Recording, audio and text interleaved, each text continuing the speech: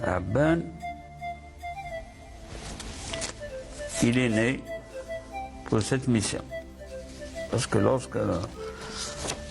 lorsqu'on parcourt son histoire, depuis sa naissance jusqu'à sa mort, il n'a rien fait d'autre. Strictement rien. Ce qu'il a souffert, ce qu'il a enduré, parce qu'il a passé 5 années de prison. On arrive à une conclusion, moi qui suis à Royan, Bien sûr. qu'il avait une mission. Mais Abba Ramzan était un homme extrêmement intelligent.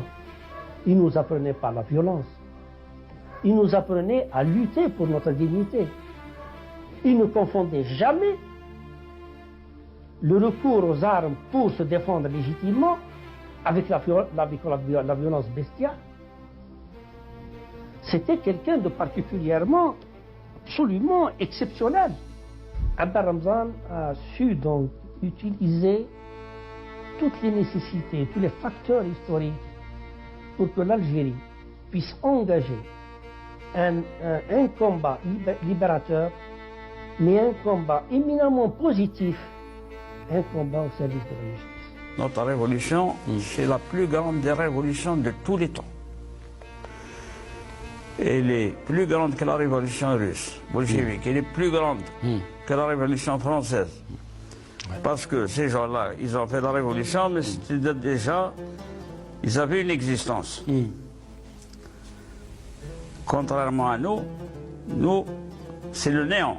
Il n'y avait rien. Oui. Le statut de l'Algérien, il est pratiquement au niveau de l'animal, que la France nous a rendu. C'est l'indigénat. Le statut de l'indigénat, c'est-à-dire un peu plus élevé que l'animal. Aucun droit, aucun truc, donc c'était pas aussi évident. C'était un des chefs de la Révolution qui avait compris tout de suite qu'il fallait définir une stratégie pour la conduite des opérations militaires contre le colonialisme français. Pourquoi une stratégie? Eh bien, la stratégie, d'abord, elle doit être définie à l'intention du peuple, lui, qui va être l'artisan premier. Et le peuple qui se décide à se libérer a besoin de savoir pour quelle raison il va se sacrifier. C'était une sorte de pédagogie pour préparer la jeunesse à l'affrontement avec l'ennemi. Et il disait également que cette confrontation